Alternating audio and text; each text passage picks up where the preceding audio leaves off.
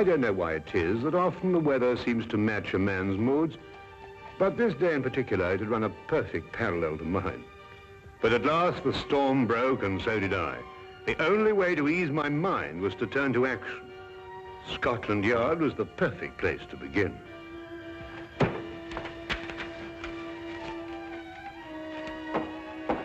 Inspector Lestrade, Wilkins, I must see him right away. I'm very sorry, Doctor. Inspector Lestrade's very busy. Will you tell him I'm here? I must see him. I'm very sorry, Doctor, but when Inspector Lestrade's in conference... Oh! You know, Dr. Watson.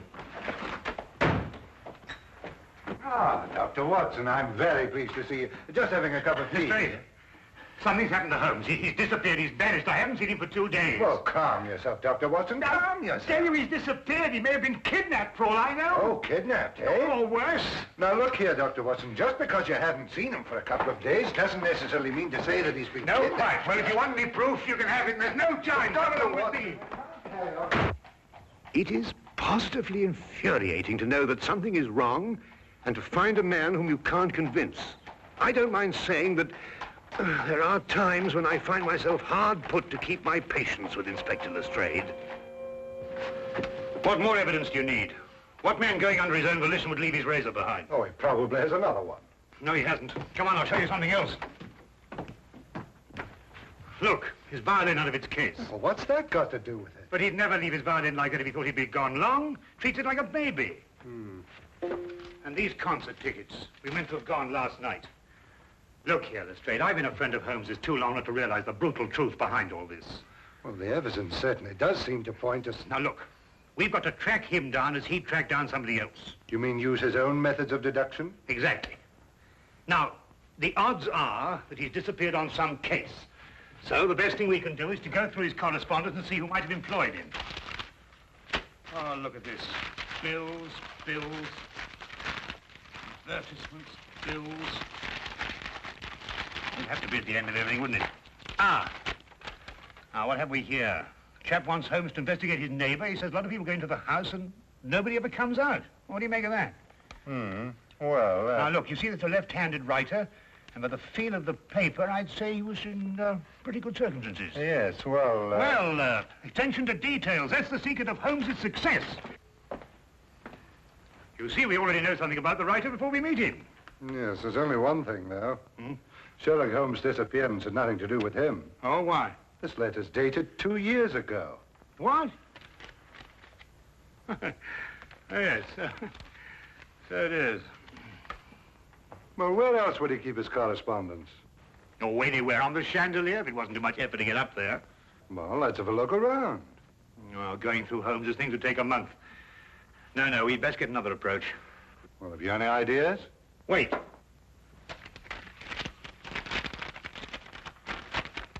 Dear sir, please call upon the undersigned at the earliest convenience on a matter of extreme urgency. Signed, John Smithson, Ye Quaint Old Curiosity Shop, 7 Bachelor Lane. It's dated 3 days ago. You know, this might be it. You're right. It is. Come on, Lestrade. Holmes' life may depend on our speed.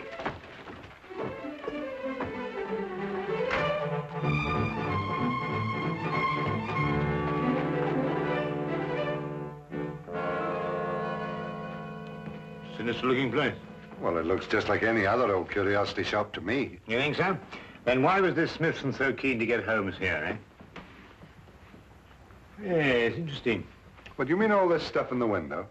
I mean the stuff that isn't in the window. Look, I don't understand you, Dr. Watson. What do you mean? Well, it's perfectly obvious, isn't it? No. Oh, isn't it? Well, we won't get anywhere standing here. Come on. Wait a minute, Dr. Watson. I still don't know what you mean by all this stuff that isn't in the window. Come along, Lestrade.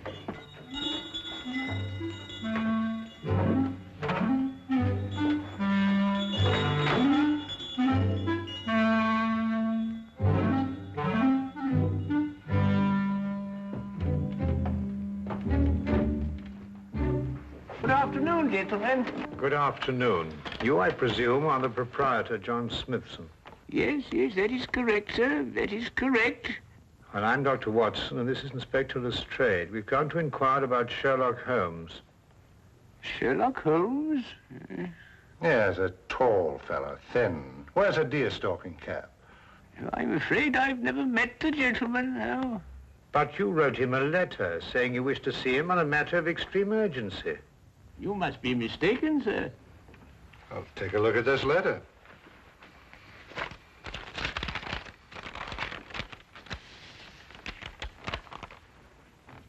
Is that your handwriting? Oh, it isn't anything like my handwriting. Here, I'll show you what my handwriting is like.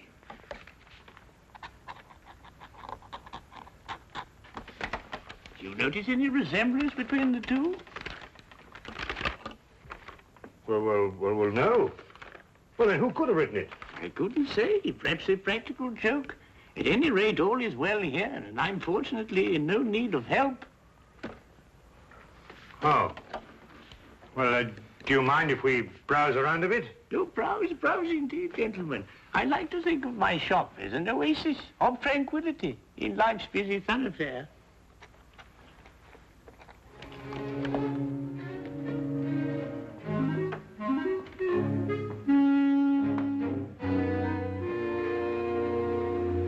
What are you doing?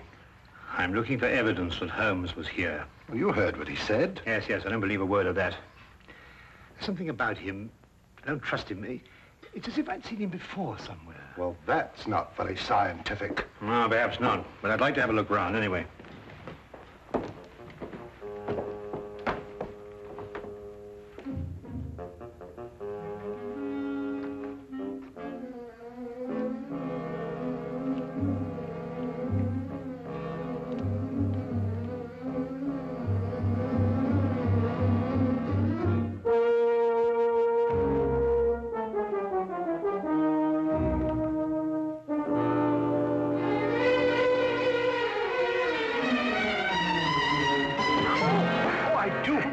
Pardon. Quite all right. Oh, how clumsy of me. No, not at all. No, It was Mrs. all my fault. I wasn't looking where I was going. Of course. Thank Please. you. Not at all. Excuse me.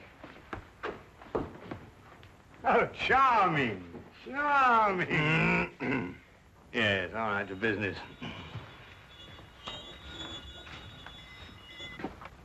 Ivanhoe. I must remind myself to read that again sometime. What's this? Proper deportment of young ladies in polite society. What a fabulous title. I'm afraid that book is not for sale.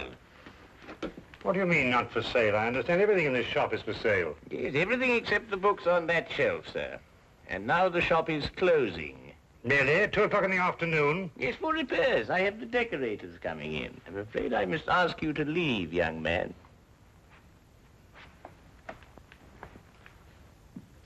Cunning old rascal. Do you see how he tried to get rid of us, Lestrade? Oh, perhaps he has got some repairs to be done. Ah, nonsense. I insist on buying that book. Been looking for it for years. The proper deportment of young ladies in polite society. Precisely. I've been meaning to read that since I was a lad. Very well, young man.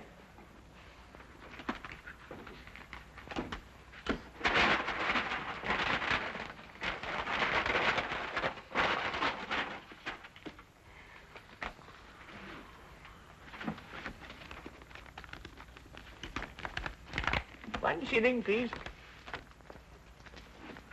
Thank you. Thank you. Go on, Lestrade.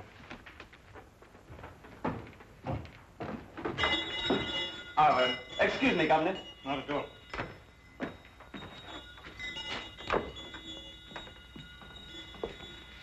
There's something about that Smithson I don't like. Look, this isn't the book I bought. It's much smaller.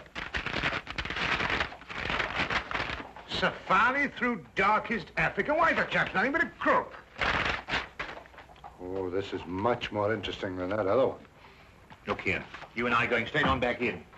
Now listen, while I keep you in conversation, you scout around a bit. Well, he'll suspect we're up to something. No, of course he won't. Holmes and I did this in that red-headed league affair.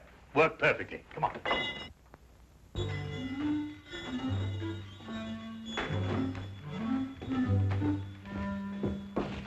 You've sold me the wrong book. My dear sir, Deliberately, if you ask me. Did I assure you, Safari through... This is the book I wanted. No, that's not for sale. That happens to be a first edition, of which there are only 3 copies in existence. Proper deportment of young ladies in polite society. Now, that's the book I bought, and that's the book I... Dr. Watson. Holmes's clothes. I found them in an old pilot's chest. Oh, good Lord.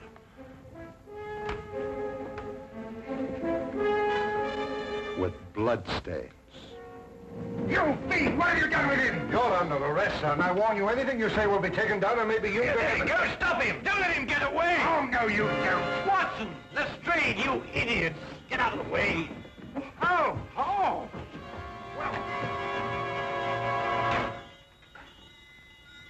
He's gone with the message. Who's gone with what message? An escaped convict with the message that woman left for him in the book. And it won't be easy to find him now that you two gentlemen have completely ruined my beautifully laid little trap. Naturally, I left my razor at home. I hardly needed it here, did I? The blood stains, Holmes. Red ink, Lestrade. I've been helping old Smithson make up his ledgers.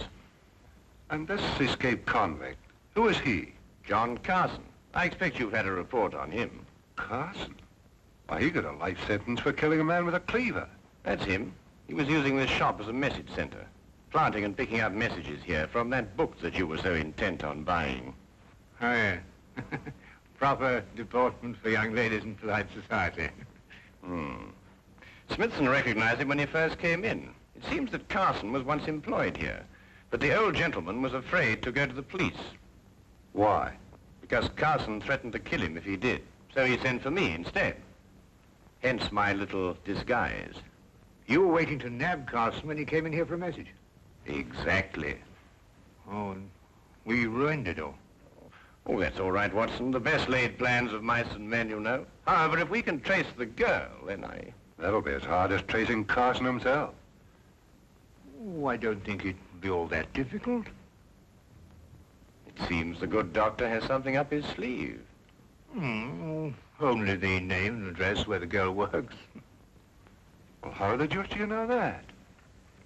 Well, when I knocked her handbag out of her hand, I found a piece of paper, and on it was her hours of work and salary due to her. With the letterhead of the shop on the paper? Well done, Watson. Oh, nothing really. Pierre's dress shop, 17 Cottington Street. You know, I'd say that girl had the look of a mannequin about her. Don't you agree? Well, you know, Watson, I'm almost afraid not to.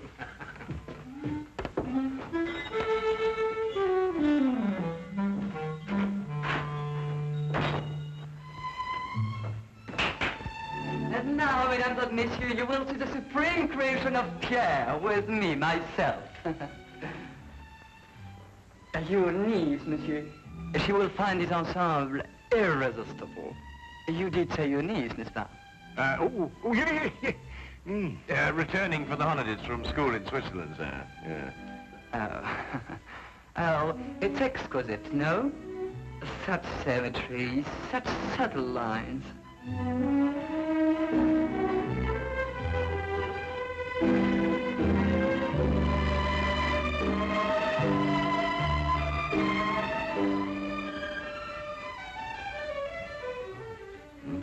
That's the girl we're looking for. Observe how it hints, but with such discretion. Oh, la jeunesse, la youth. I say it's a bit daring, isn't it? But it's daring age, monsieur, and now the 20th century.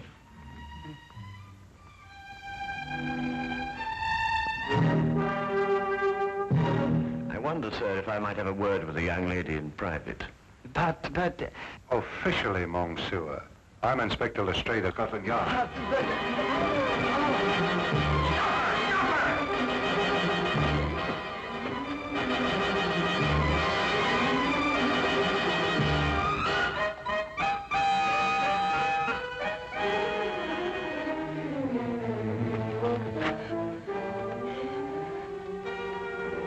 It really isn't any use, you know, even if you ran away.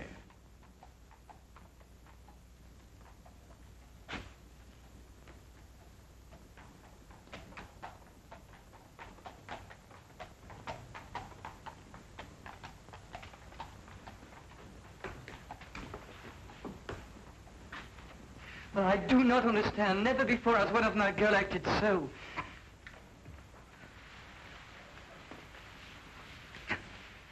Would you mind telling me where he's hiding now, miss? I don't know. I swear I don't. And yet you left a message for him. A gentleman friend gave me the message and told me to leave it in the book. Probably a pal of Carson's, if she's telling the truth. What was in the message? There was just a name and an address. I see. And what was the name? Jeremiah Westlake. I forget the address. Jeremiah Westlake. There was once a judge called Jeremiah Westlake. He retired several years ago. Yes, and I think we'll discover that Jeremiah Westlake was the judge who gave Carson his life sentence. And now Carson is looking for him. And now Carson is looking for him.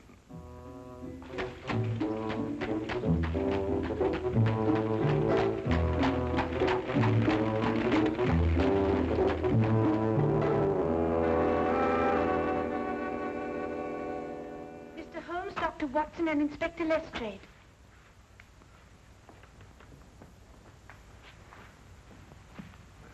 Who's she talking to?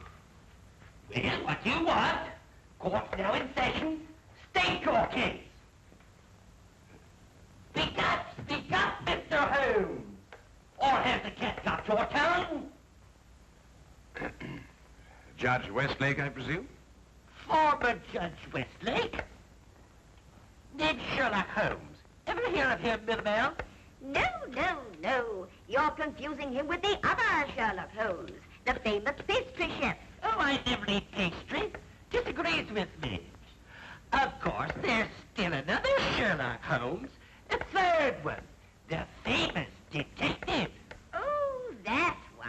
Well, young man, say your piece. Court adjourns in exactly 1 minute. 10 years ago, you sentenced a man called John Carson to a term of life imprisonment for murder. Carson? G'day, Millamel. That'd be the Butcher Cleaver case. Murdered a man with it. Oh, yes. Unpleasant chap, Carson, if I remember correctly. Well, Mr. Holmes? When you sentenced him, he swore to kill you. Did he? Well, what of it? They all do. Routine. Well, he's just escaped from prison and has learned your address. Nonsense. Bluff. Sheer bluff. Eh, Millamel? They all bluff, young man. I wouldn't sleep a wink if I believed everything they swore to do to the judge. Sleep like tops, the two of us. In bed at 10 and up at 6. This man represents a very real threat, sir. That's all. Court adjourned. Sine die. And that, gentlemen, means postponed indefinitely.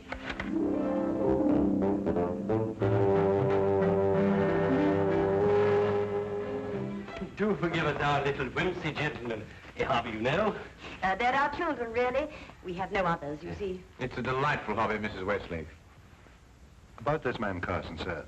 With your permission, I'd like to place a guard in the house. Until we apprehend him, of course. Oh, dear me, no. Trembling heaven knows what all over the place. I wouldn't hear of it, Inspector. We appreciate it, though. Speaking as a medical man, sir, knowing this murderer's mentality, I must advise you to... Sorry, Doctor, but we can't give in to idle threats. Why, we wouldn't have any law if we did. Won't you gentlemen join us for tea? Thank you, Mrs. Westlake, but perhaps another time. No, you mustn't take these things so seriously. Good day, Mrs. Westlake, and thank you. Good day, Mr. Holmes. Do come again sometime. You must see our Punch and Judy. With pleasure. All the same, sir, I'm going to station my men outside the house. Well, all right, but tell them not to step on my petunias.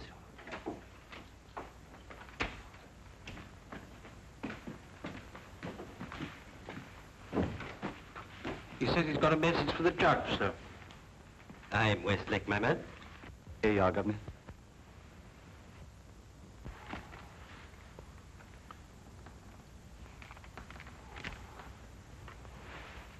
Dear Judge, I'm one of your old court attendants. I'm on me deathbed and I've got to make out me will for me little granddaughter. Will you come and help me and oblige?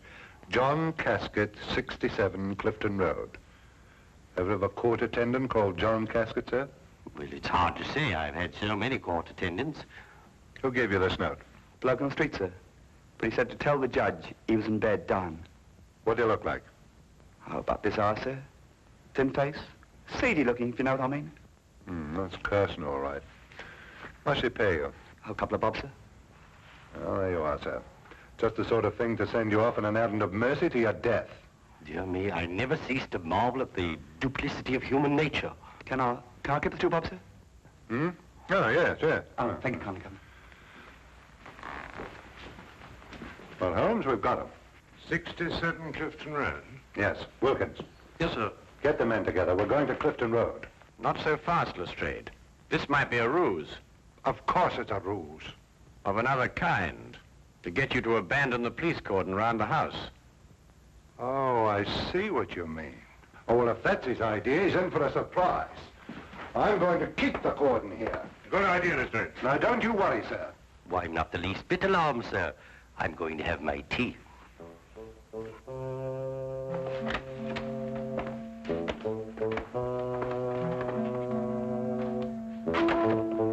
Don't budge from here. If you let anyone in this house, I'll have you skinned.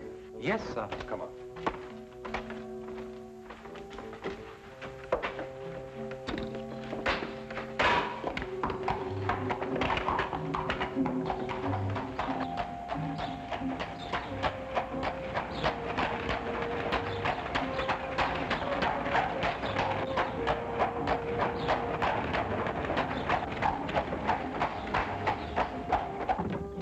Oh, well, nab him either way. At Clifton Road or when he tries to break into the judge's house. Lestrade, who did that messenger describe? Carson, of course. And who else? You mean who else? Himself. He described himself, Lestrade. Cabby, turn around and go back to the house at once. As fast as you can. At last, I understood the cause for Holmes' concern. We had gone off and left the killer with the very man he'd sworn to kill. John Carson wasn't the kind of man to miss an opportunity like this. He was there, and we were not. There was nothing left for us to do but hope, and every passing second was against us.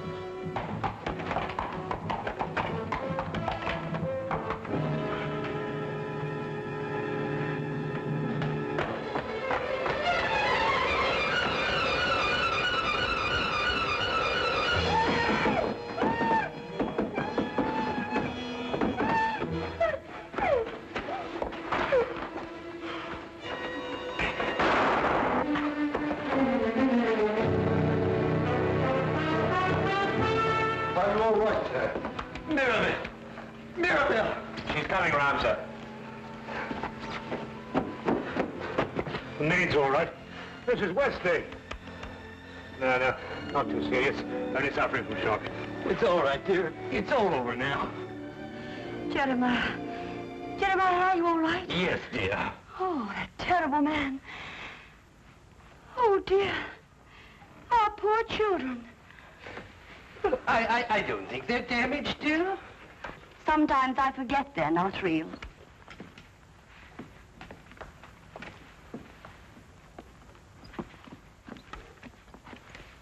Of course we're real. We're as real as any children. You were right about John Carson, Mr. Holmes. You were very right. How you ruined my life. Not at all, sir. Not at all. Yes, but I must do something to repay you. I'll teach you to be a puppeteer.